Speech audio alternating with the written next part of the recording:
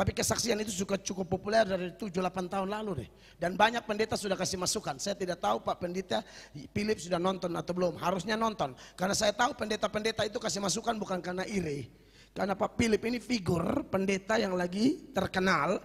Bahaya sekali kalau ngomong benar diberkati lah orang. Omong salah orang juga percaya. Apalagi yang tidak mau belajar Alkitab, yang asal dengar nama besar media langsung haleluya kayak tadi itu.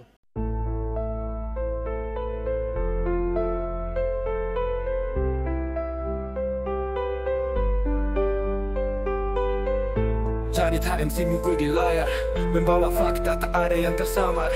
Polikarpus berusaha jatuhkan Islam, namun semua fitnah kini terbongkar terang. Ray Tung Edis Nim dan Saifuddin, semua disikat dengan bukti yang mengalir. Setiap dusta kini berbalik arah, tak ada ruang untuk kebohongan bersembunyi lagi. Polikarpus menangis dan menjerit karena kebenaran tak bisa dibungkam dengan fitnah. Segala cara mereka lakukan untuk hentikan Dr. Akal, namun cahaya takkan pernah kalah oleh kegelapan. Fitnah dilontarkan, laporan polisi jadi senjata, namun kebenaran berdiri teguh tanpa tergoyahkan.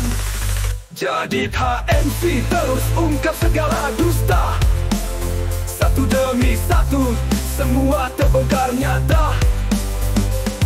Setiap video adalah lembaran kebenaran, setiap kata menghapus kebohongan yang disebarkan. Mereka yang dulu bicara lantang tanpa dasar kini terdiam karena bukti tak bisa diabaikan. Beberapa kali sana dengan tenang dan sabar menjawab satu persatu tuduhan palsu yang mereka lempar. Mereka coba membungkam dengan cara kotor, namun nyatanya kebenaran tetap bersinar lebih terang. Polikarpus menangis dan menjerit karena kebenaran tak bisa dibungkam dengan fitnah. Segala cara mereka lakukan untuk hentikan Dr. Akal, namun cahaya takkan pernah kalah oleh kegelapan. Fitnah dilontarkan, laporan polisi jadi senjata, namun kebenaran berdiri teguh tanpa tergoyahkan. Jadi HMC terus ungkap segala dusta, satu demi satu semua terbongkar nyata. Mereka berusaha menghilangkan suara kebenaran, namun tak ada cara untuk menutupi kenyataan. Dr. Akal berdiri tanpa rasa takut, karena yang benar tak akan goyah oleh ancaman. Jadi HMC adalah bukti nyata bahwa dusta tak bisa bertahan selamanya. Kebenaran akan selalu menang pada akhirnya, meski mereka berteriak dan mencoba menghalangi jalannya. Polikarpus menangis dan menjerit karena kebenaran tak bisa dibungkam dengan fitnah. Segala cara mereka lakukan untuk hentikan Dr. Akal, namun cahaya takkan terbongkarlah oleh kegelapan. Fitnah dilontarkan, laporan polisi jadi senjata, namun kebenaran berdiri teguh tanpa tergoyahkan. Jadi HMC terus ungkap segala dusta, satu demi satu semua terbongkar nyata. Mereka bisa berusaha membungkam dengan ancaman, tapi kebenaran akan selalu menemukan jalannya. Dr. Akal dan Jadi HMC adalah suara yang takkan pernah diam saat dusta menyebar. Kebenaran itu cahaya yang tak bisa dipadamkan, meski mereka mencoba, meski mereka menghalangi. Segala tipu daya mereka hanyalah sia-sia, karena kebenaran tak akan pernah mati. Mati, mati, mati, mati. Jadi HMC terus ungkap segala dusta, satu demi satu semua terbongkar nyata. Mereka berusaha menghilangkan suara kebenaran, namun tak ada cara untuk menutupi kenyataan. Dr. Akal berdiri tanpa rasa takut, karena yang benar tak akan goyah oleh ancaman. Mereka berusaha menghilangkan suara kebenaran, namun tak ada cara untuk menutupi kenyataan. Dr. Akal berdiri tanpa rasa takut, karena yang benar tak akan goyah oleh ancaman. Jadi HMC adalah bukti nyata bahwa dusta tak bisa bertahan selamanya.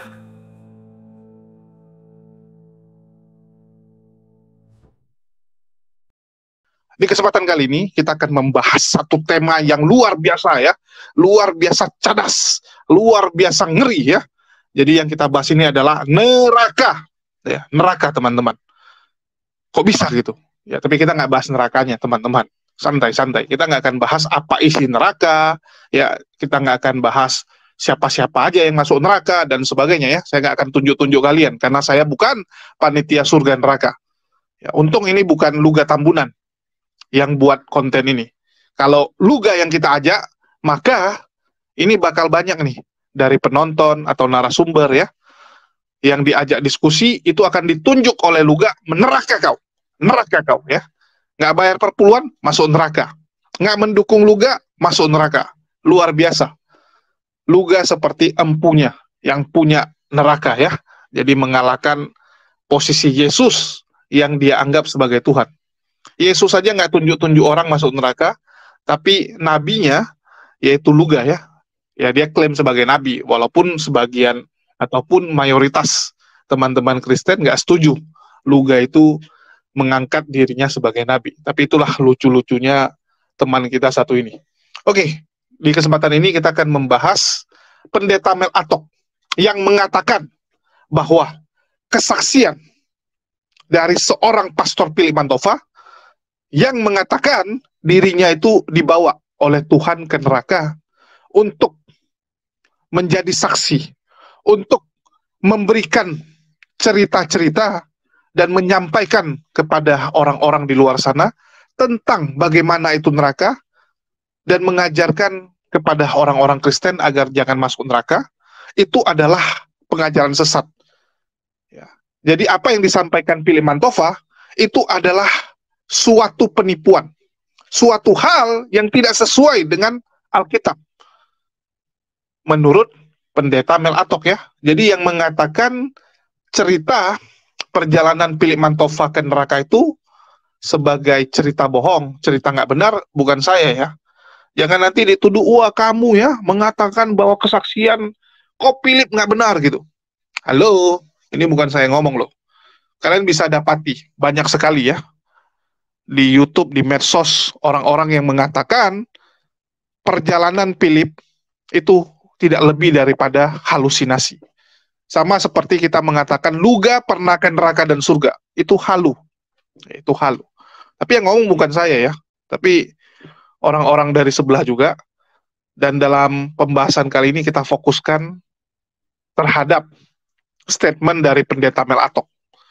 Jadi bagi teman-teman yang nggak tahu Philip Mantova, silakan search ya.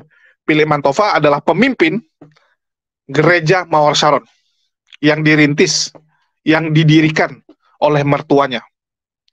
Pastor Yusuf, itu mertuanya dari Ko Philip, dan Ko Philip lah orang paling terkenal di gereja Mawar Sharon. Ini adalah salah satu gereja terbesar di Indonesia ya. Punya 100.000 jemaat lebih, ya jemaatnya sudah 100-an ribu. Terus punya misi dan visi ingin ada 1.000 gereja dan 1 juta jemaat. Jadi masih 10% lah. Ya. Masih targetnya panjang. Perjalanannya masih panjang. Oke, jadi kalau teman-teman ngomong Philip Mantova, itu teman-teman pasti ya akan teringat dengan kesaksiannya, teringat dengan KKR-nya ya, yang begitu menggelegar. Jadi kalau yang kenal Ko Philip, semua orang pasti tahu lah bahwa Philip Mantova ini terkenal, viral pertama sekali itu karena kesaksian. Ya, kesaksian pernah mengunjungi neraka. Nah, jadi ini adalah salah satu kesaksian beliau lah ya. Jadi ini adalah salah satu hal yang membuat Philip Mantova itu sangat terkenal. Karena KKR dia, karena kesaksian dia yang mengatakan dia pernah dibawa ke neraka. Ya, dia pernah dibawa ke neraka bukan karena dia nanti masuk neraka. Menurut Philip, dia dibawa ke neraka oleh Yesus lantaran Yesus ingin Philip ini bersaksi. Ingin Philip ini setelah nanti bangun, menjelaskan kepada pengikut-pengikutnya tentang apa itu neraka dan bagaimana isi neraka. Jadi itu menurut Ko Philip ya, bukan saya. Ada videonya juga. Dia katakan, saya ke neraka bukan karena ya, dosa saya, karena dosa saya sudah ditebus. Saya ke neraka karena kalian, kawan-kawan. Ya, kalian nih yang dengar nih, para pokers ini ya, begoders, gara-gara kalian lah. Jadi itu menurut Ko Philip.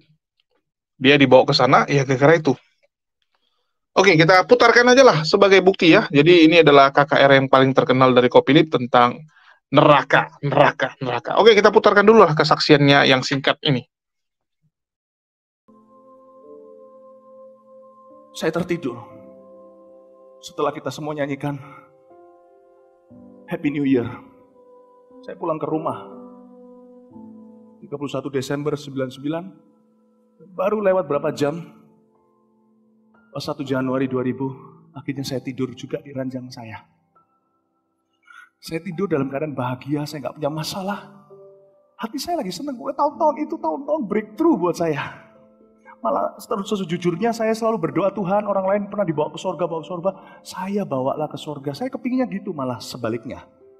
Mungkin kalau saya dibawa ke surga, saya mungkin mau di sana, nggak mau pulang kali.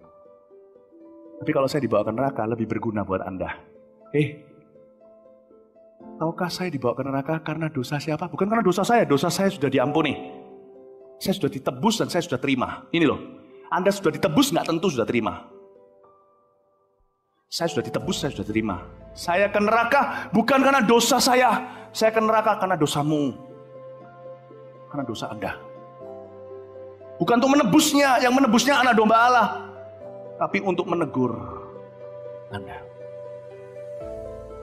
Saya dipaksa ke sana untuk melihat semua itu agar supaya minimal bisa menyelamatkan beberapa di antara Anda. Dengar baik-baik. Saya dibangunkan oleh sebuah tap on my shoulder. Sebuah tepukan yang sangat lembut. Waktu saya terbangun, saya tidak berada di kamar saya. Saya kira ini mimpi atau apa, tapi kenapa saya sadar sekali. Lalu mendadak dari belakang ada suara berkata kepada saya, Philip. Saya langsung bisa mengerti itu adalah gembalaku, sebab saya domba bisa dengar suaranya. Saya nggak tahu gimana, tapi saya bisa tahu itu suara Yesus. Karena mungkin setiap hari saya bersekutu dengan rohnya, jadi saya paham suaranya. Dan ketika saya mau menoleh ke belakang melihat beliau, leher saya ada yang pegang. Saya nggak bisa lihat, cuman sejauh begini saya nggak bisa lihat ke belakang lagi.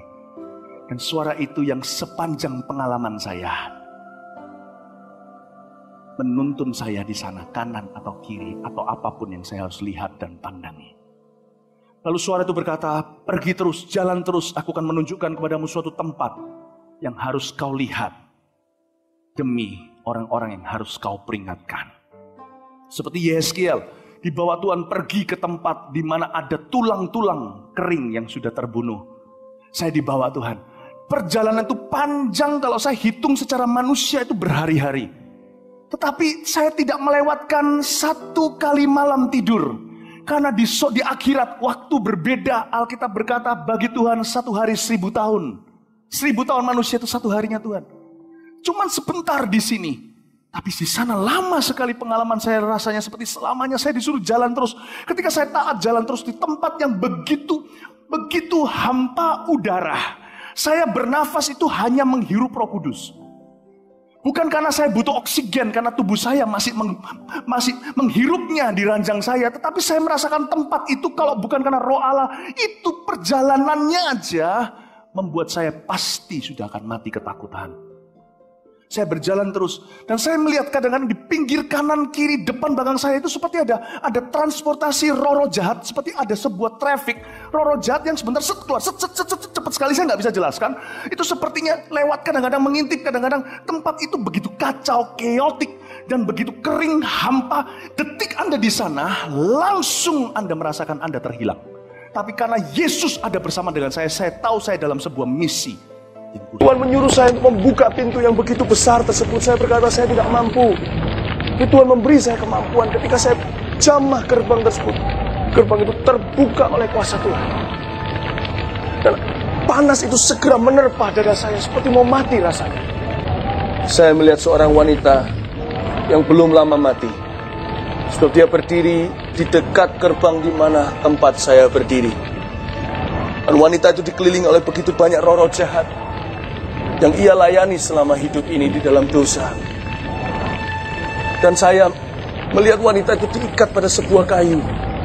Dan iblis-iblis itu berkata, ayo berdusta, seolah-olah mempermainkan dia. Tuhan memberi saya pengertian bahwa wanita ini adalah wanita yang berselingkuh di dalam hidupnya. Dia tidak jujur dan menutupi dosanya dengan dusta di atas dusta. Dan dia tidak bertobat dari dosanya, lalu dia mati.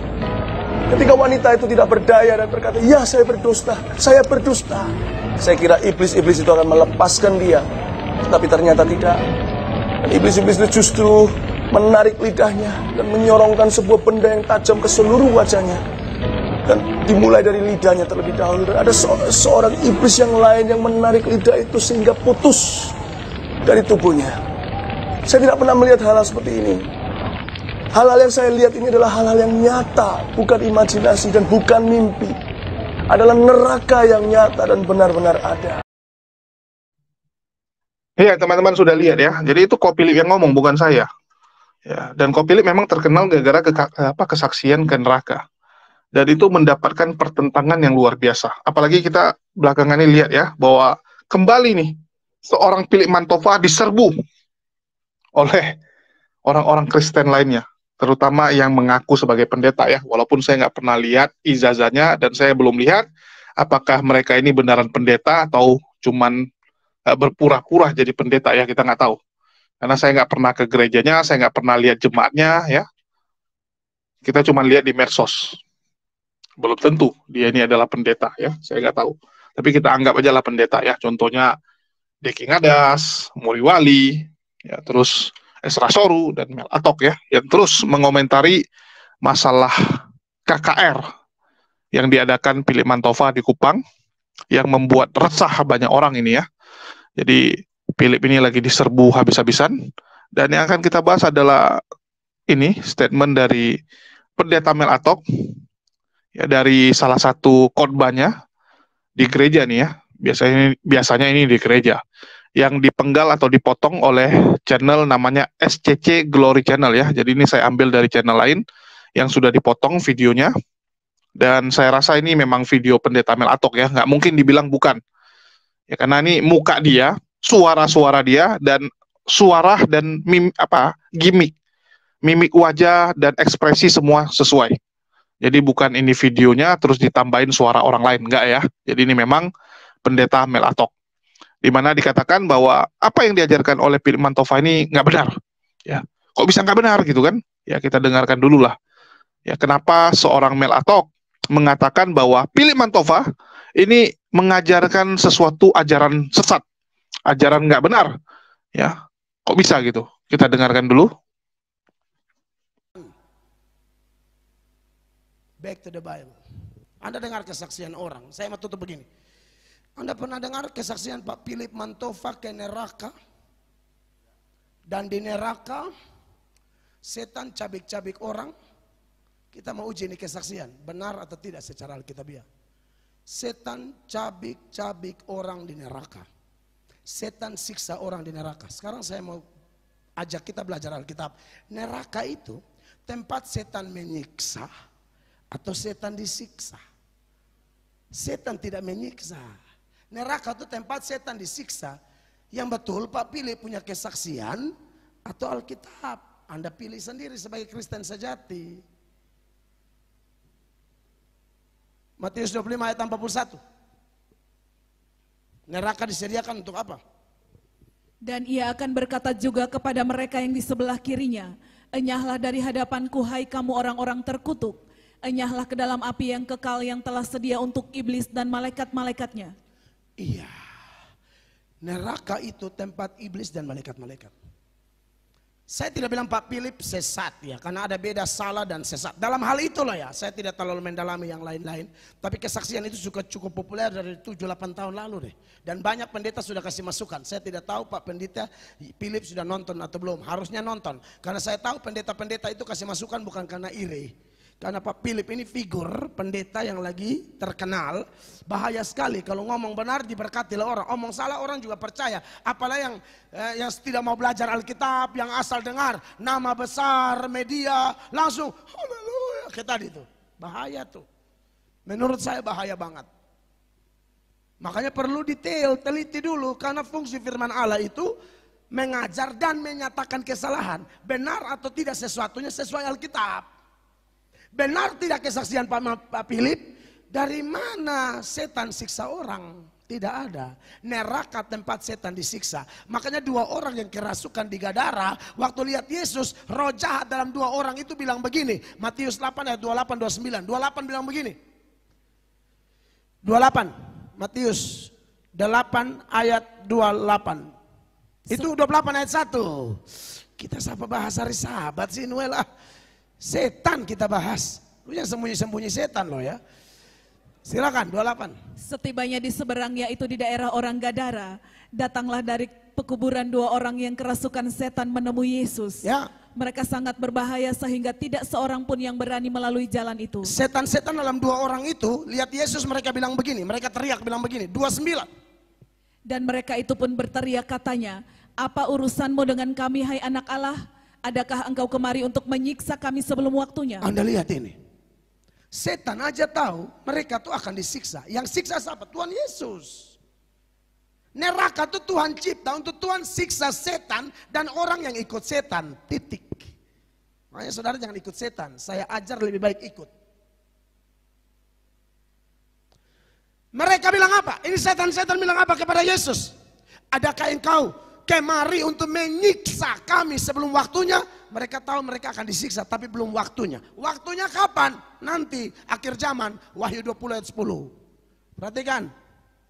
Wahyu 20 ayat 10. Dan iblis yang menyesatkan mereka dilemparkan ke dalam lautan api dan belerang, yaitu tempat binatang dan nabi palsu itu. Dan mereka disiksa siang malam sampai selama-lamanya. Mereka apa? Menyiksa atau disiksa?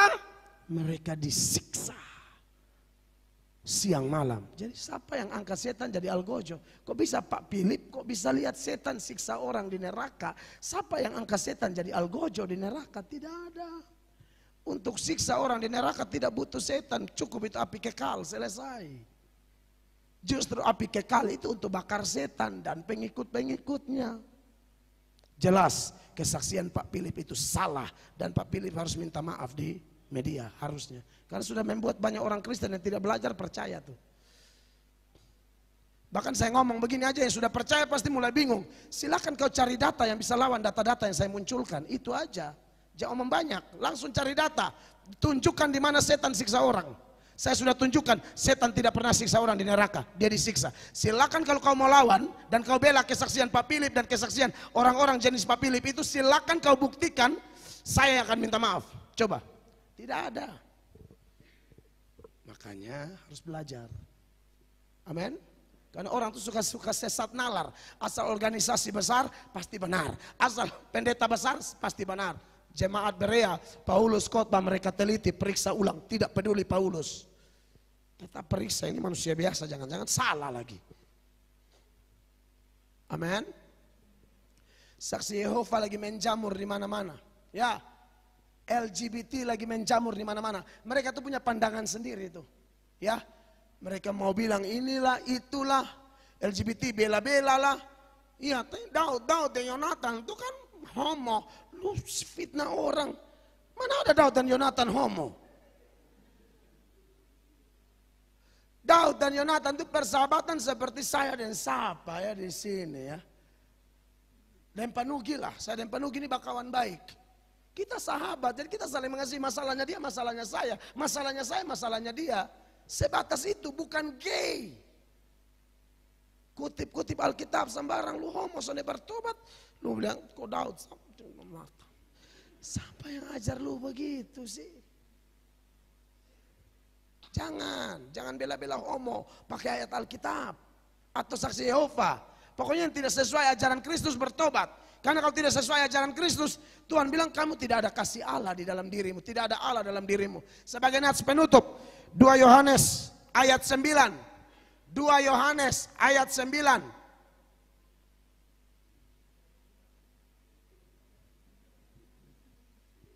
Itu 2 Yohanes 1 ya. 2 Yohanes. Ya, betul. 9, silakan. Setiap orang yang tidak tinggal di dalam ajaran Kristus, tetapi yang melangkah keluar dari situ tidak memiliki Allah. Ya. Barang siapa tinggal di dalam ajaran itu, ia memiliki bapa maupun anak. Jangan keluar dari ajaran ini. 10. Les Mills is up before the alarm, sweating out Saturday on Sunday. Les Mills is worth knowing. Jikalau seorang datang kepadamu dan ia tidak membawa ajaran ini, janganlah kamu menerima dia di dalam rumahmu dan janganlah memberi salam kepadanya. Tidak peduli dia pendeta besar, terkenal, kalau dia ajar tidak sesuai Alkitab, jangan terima. Apalagi saksi Yehova, jelas-jelas sesat itu. Saya bisa nonton tuh percakapan saya dengan Pak Max Vio, seorang pemuda gemit yang sangat pakar mengkanter saksi Yehova. Dia ngomong pakai data. Kami bahas secara teologis dan secara yuridis. Tema kami, mengapa saksi Yehova harus dihapuskan dari Indonesia. Itu kami mengerti hukum. Justru kami anggap saksi Yehova itu bermasalah secara hukum. Karena saksi Yehova bilang pemerintah semua itu alat setan. Padahal kita bilang pemerintah hamba Allah. Nah itu masalah tuh. Jadi kami punya dasar yang kuat. Buku-buku saksi Yehova di teman saya Pak Masbia itu lengkap. Lu mau bawa mana? Pengadilan pun kami masih siap. Makanya kami berani bikin konten itu karena kami tidak mau orang lain disesatkan. Ada jenis omong orang yang tidak berdosa. Kalau jenis omong orang yang berdosa itu begini, Anda iri dia, Anda fitnah dia untuk menghancurkan dia, Anda dosa. Anda gosip namanya, Anda karena iri, Anda tidak mau dia bahagia, Anda mau hancurkan dia, Anda pakai strategi merusakkan namanya, Anda pembunuh.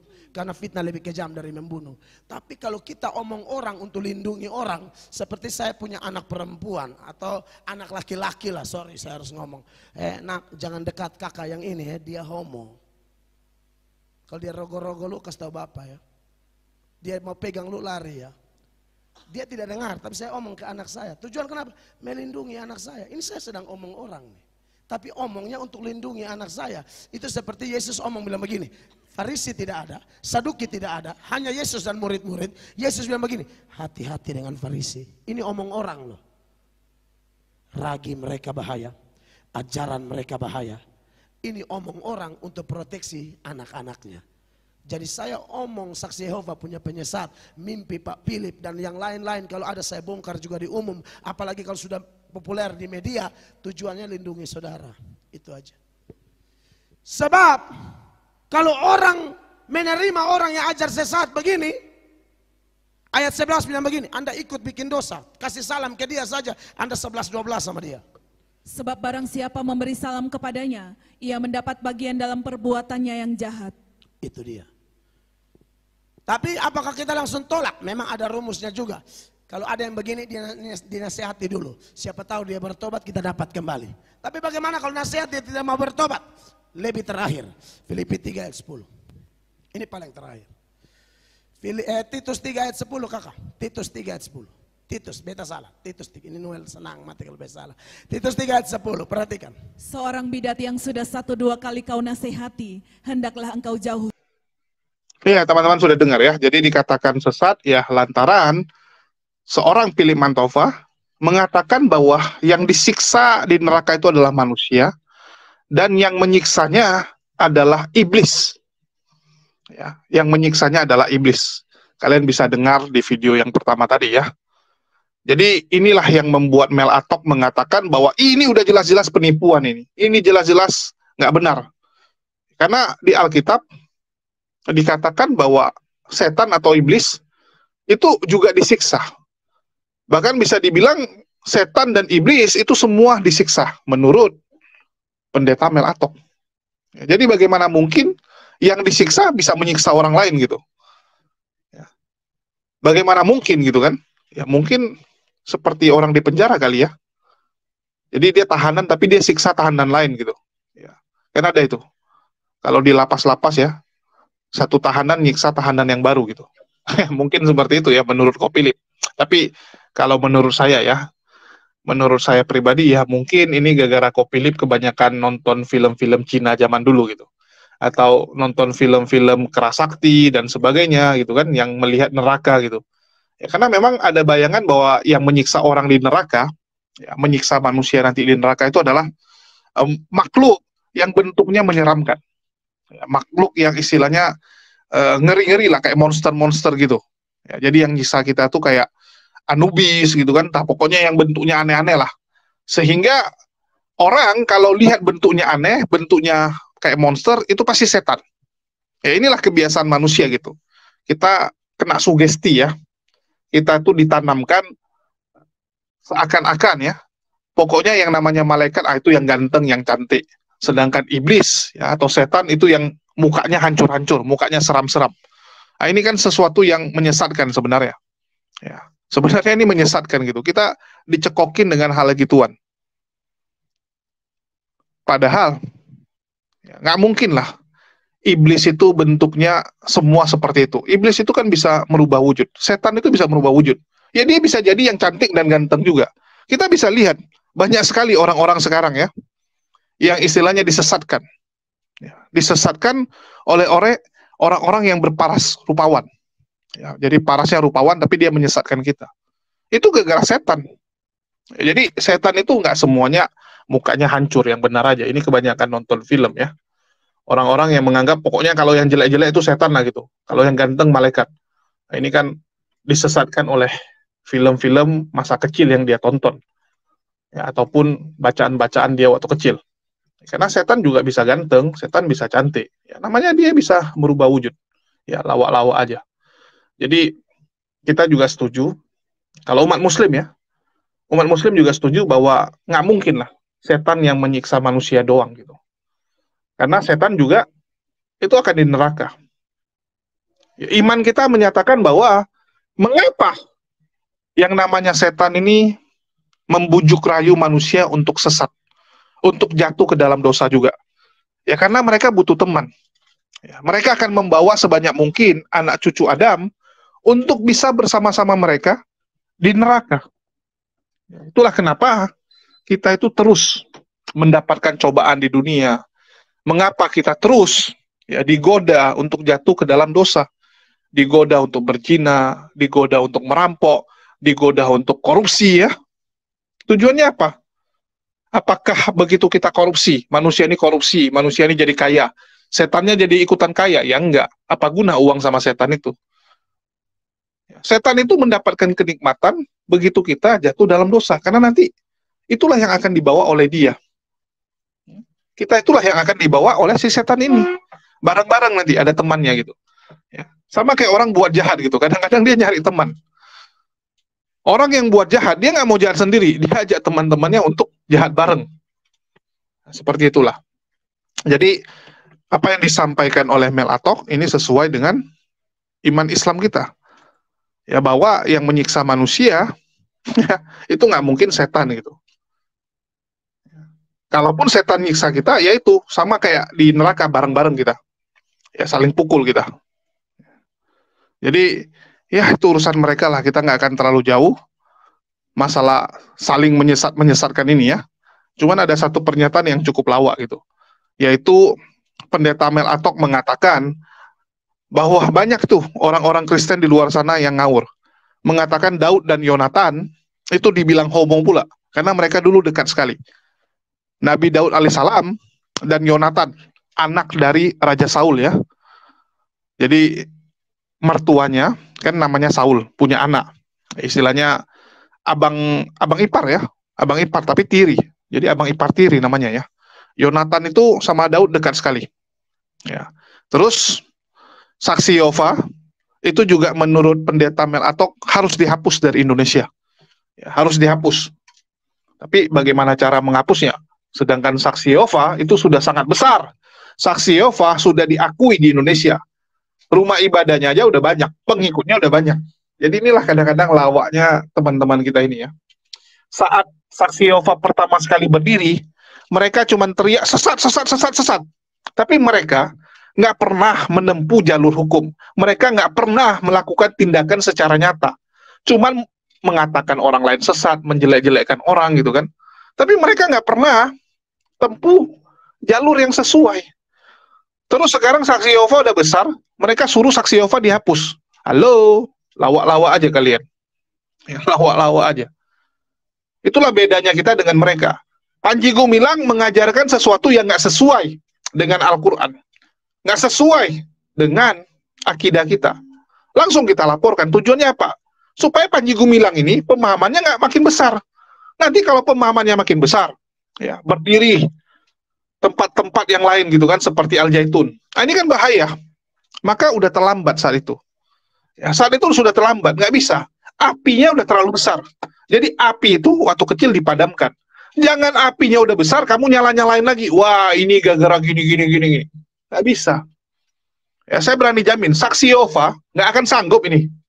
Mereka hapus dari Indonesia. Karena saksi Yehova udah besar. Dan pengikutnya terus bertambah. Yang ada orang-orang sebelah ini yang ke pojok gitu kan. Orang-orang seperti pendeta Muriwali, Deki Ngadas gitu kan, yang mulai nggak mendapatkan tempat di antara orang Kristen sendiri. Karena banyak jemaatnya itu yang pindah ke saksi Yehova, jemaatnya yang pindah ke karismatik. Mereka yang terpojok sekarang. Ya, jadi lawa-lawa aja mereka ini ya. Itu menurut saya. Ya, menurut saya.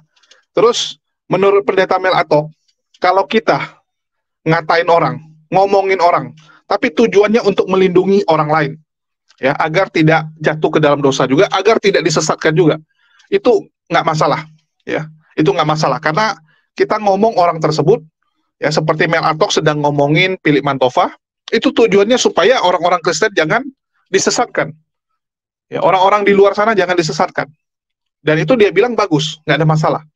Karena tujuan ngomongnya bukan karena kita iri, bukan karena kita ingin menghancurkan orang tersebut, ingin memfitnah, mematikan orang tersebut, itu nggak masalah. Nah, dan dalam hal ini saya sih setuju. Ya, apa yang disampaikan Mel Atok saya setuju, karena kita bisa merasakan tendensinya. Dari awal, dari konten-konten sebelumnya saya pernah bilang ya, saat Mel Atok mengkritik KKR Kupang yang diadakan oleh Philip Mantova, kita bisa merasakan dari awal tujuannya adalah mengkritisi. Ya itulah dia bilang dari awal dia minta tuntunan dari Tuhan. Ya, dia minta kenapa? Karena dia nggak mau nanti gara-gara egois dia, karena emosi dia, karena pribadi dia. Ya. Terakhir dia jadi ngata-ngatain Philip Mantova yang asal-asal. Jadi dia katain itu bukan karena dia benci, tapi karena ingin mengkritisi ajarannya. Ini yang harus ditanamkan ya, semangat ini yang harus ditanamkan kepada kita teman-teman. Contoh saat saya mengatakan Mel Atok ini sekarang ya, saat saya membuat konten tentang para polemikus, membuat konten ya tentang pendeta ini ribut sama pendeta yang lain. Tujuannya apa? Mengedukasi, membentengi iman saudara-saudara muslim kita. Semangat itu yang harus kita pakai, kita tanam, ya, kita pastikan tetap ada. Jadi semangat untuk melindungi orang lain, bukan ingin menjatuhkan orang. Ya, ini yang teman-teman harus tahu. Ini yang membedakan kita dengan orang-orang seperti pendeta Muriwali dan sebagainya ya. Kalau di sana kan kita bisa merasakan tendensi kebenciannya luar biasa. Kalau kita enggak. Ya, kita cuma mengkritisi supaya jangan ada orang yang mengikuti sesuatu yang menurut kita itu salah. Ya menurut kita itu kan salah. Iman kita itu mengatakan bahwa baik itu pendeta Mel Atok, ya, pengajarannya Philip, pengajarannya Muriwali, semua salah. Semua nggak benar. Kalau menurut iman agama kita. Kan seperti itu. Jadi kita meluruskan dan membentengi iman saudara-saudara kita. Itulah kenapa saya nggak mau bahas ya. Yang apa ya, orang yang menurut saya tuh udah kelewatan dan ada kebencian pribadi saya. Misalnya ada orang-orang tertentu ya, yang saya tuh benci. Ya, saya benci, maka saya nggak akan reaksi. Sampai nanti kebencian saya sudah hilang, baru saya akan reaksi orang tersebut. Kenapa? Saya nggak mau, ya. Saya membuat konten, padahal bukan untuk membentengi iman, tapi karena kebencian saya pribadi. Oh, saya nggak suka orang itu, saya buat konten orang itu. Ya. Seakan-akan saya membentengi iman, seakan-akan saya sedang membela agama, padahal saya sedang menunjukkan egois saya. Saya sedang melampiaskan kebencian saya. Itu yang nggak baik. Ya, saya nggak mau konten saya tercemar seperti itu. Untuk itu, ya mohon maaf, ada beberapa teman nanya, Bang, si siapa itu kok nggak direaksi? Dia kan udah kelewatan. Saya nggak mau saya reaksi dia karena kebencian. Saya buat konten itu karena memang niatnya adalah membentengi iman saudara saya. Ya, bukan karena saya ingin melampiaskan kemarahan saya, enggak. Ya, saya nggak seperti itu. Mohon maaf. Jadi, kalian sudah dengar ya, menurut Mel Atok, yang disampaikan Ko Philip ini nggak benar. Nggak benar ya. Nah, ini yang seru nih. Dan yang jadi masalah adalah pendeta Philip Mantova atau Pastor Philip itu nggak mungkin mereaksi mereka. Terlalu kecil bagi dia. Mending dia fokus yang lain ya, habisin waktu. Tapi semoga lah, ya, dengan kita tampilkan video ini, banyak orang yang bisa merenungkan. Banyak orang yang bisa mencari tahu. Wah, ini kok carut-marut sekali. Kok kacau balau sekali gitu kan. Semoga dengan video ini banyak akal yang terbuka, banyak otak yang bisa berfungsi kembali, bisa review ulang lah. Ya, mereview ulang apa yang dia imani. Nah, itu tujuan dari konten ini ya. Semoga itu bisa terjadi. Dan sekali lagi ya, saya mengucapkan banyak terima kasih buat teman-teman semua yang terus menyupport channel ini ya. Dan mohon maaf kalau ada kata-kata saya yang salah. Dan ya mohon maaf kalau ada kekilafan selama ini. Yang baik itu dari Allah, yang kurang itu dari saya ya. Namanya juga manusia, tempatnya salah. Mungkin itu saja yang bisa saya sampaikan. Makasih buat teman-teman yang terus mendukung channel ini. Di akhir kata saya ucapkan wassalamualaikum warahmatullahi wabarakatuh. Sampai jumpa di video-video kita selanjutnya.